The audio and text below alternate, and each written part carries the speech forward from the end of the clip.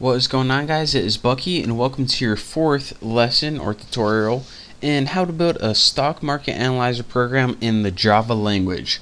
So in the last tutorial, we pretty much wrote a little method to find the number of rows in our CSV file or stock file, and in this tutorial I'm going to be showing you how to take that entire file and convert it to an array.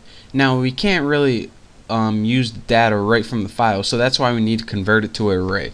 So let's go ahead and make a little comment, say converts the CSV file to an array. Did I spell anything wrong?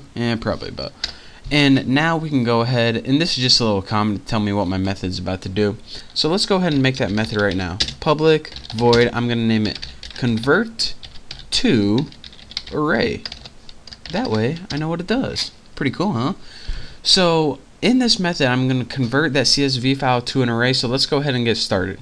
I'm going to use a for loop to loop through each element in that file and store an array. So I'm going to first need a variable for r, and this is pretty much going to be the row, but don't name it row because we have one up here. And the next thing we need is, we already said that we were going to create a string array up here called items. So go ahead, and what we need to do is tell Java how big we want that array to be. So set that variable or array items equal to new. It's a string array, and how many rows and how many columns are going to be in it. Well, we know how many rows are going to be in it, and that's 20 in this case, using our method find row number. And we can't just put 20 in here because each file is different. So that's why we need to build a method to find the number of rows in the file. And we know that the number of columns is going to be 7, because no matter what file you have, the columns are going to be date, open, high, low, close, volume, and adjusted close. That's what we got from YouTube. So every single file has those same columns. So that's why we can put 7, and we don't have to have a program to find the number of columns. So that's pretty cool. So now we made an array that's going to have 20 rows and 7 columns, but make sure you put find row number, not 20 in there. So now let's just go ahead, and since we're going to be working with file, let's go ahead and put a try catch statement. So try, and then just go ahead and we might as well do our catch right now. Catch exception E, and then just go ahead and put like system out print line and just print E, and hopefully we will never be seeing that, but you know, we needed it. So now in our try statement, what do we want to do? And this is going to be the code that is actually going to happen, as long as we didn't fudge something up. Okay, I said fudge, so you know it's good. Fudge. Alright, let's go ahead and get our buffered reader again. Buffered reader, we'll name it reader again, equals new buffered reader. Did I mess anything up? Why is this all underlined? And now let's go ahead and as our parameters type new file reader. Make sure you caps that AD reader and put file right here. And you guys should know what this does from the last tutorial. This pretty much reader is going to read your file. So now what we need is another variable called string line, and set this equal to null for now. What this is going to do is temporarily store whatever line this reader is going to read. And let's go ahead and I guess we can start reading those lines. So now what we're going to do is make a while loop to loop through each line of your file. So how do you loop through each line of your file? Well, let's go ahead and put while that line variable. Actually, we're probably going to be wanting to put this in parentheses. While that line variable, and we want to set this equal to reader dot read line empty parameters is not equal to null. And what this means, this loop is going to keep going and going until it gets to an empty line, and when we get to empty line, it means we're done with our file. So this is pretty much gonna loop through all the important stuff in our file, and it's gonna set that line equal to whatever line it's reading at the time. So what do we want to do as long as we're in the important stuff of our file? Well, what we want to do is something called tokenize a line. So put string tokenizer and you need to put this because this is a built-in class in Java. And make sure you imported it up here if you didn't. Import java.util.string-tokenizer. String tokenizer, name a variable, something called z, equals new string tokenizer. Make sure you spell that right. And the parameters this takes, I forgot to tell you. What string tokenizer does is pretty much, let me get my file out. Computer C stocks DAO.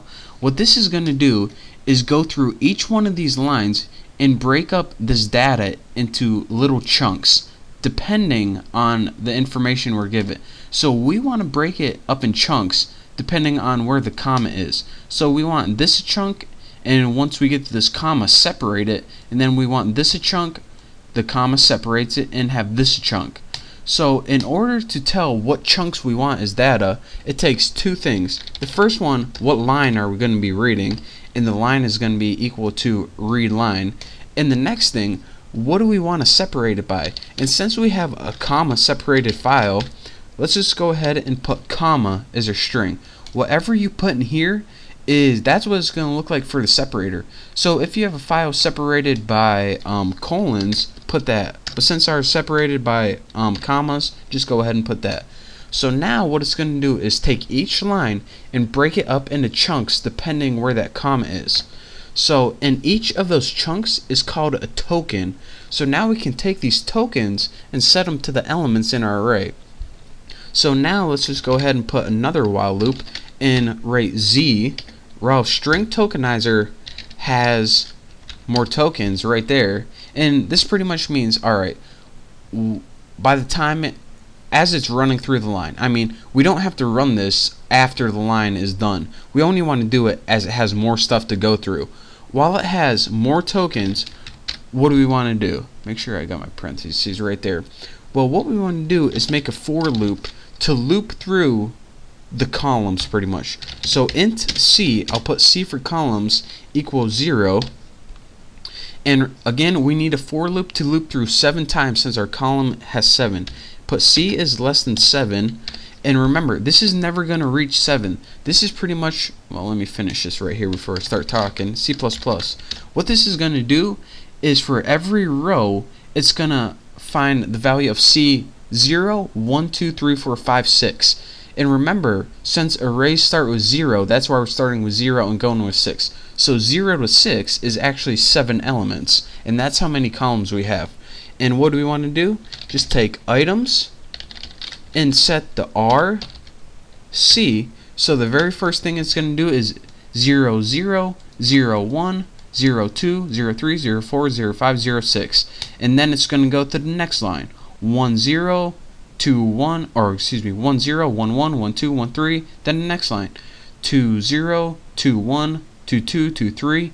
And it's going to take each of those elements and set it equal to the token that it finds. So z.next token, and this next token method is built in, so how easy is that? So that's pretty much all we have to do for this method. And as it goes through each element in here, let me pull up my DAO again. It's going to say, alright, as soon as we get to this first token, it's going to set this equal to 0, 0, 0, 1, 0, 2, 0, 3, and then it's going to do that, go to the next line. 1, 0, 1, 1, 1, 2, 1, 3, and it's going to do that for your entire document right here. So now what we have instead of this document, we have all this information in an array. So we did that just by using a couple simple loops and a couple simple tokens. So we pretty much broke all of this into chunks and put it where it needed to be in our array. And in the next tutorial, I'm going to be showing you guys how to test this array to make sure it got in right. But as long as you followed everything as I did, you should be good to go. So that is how you convert a CSV file to an array.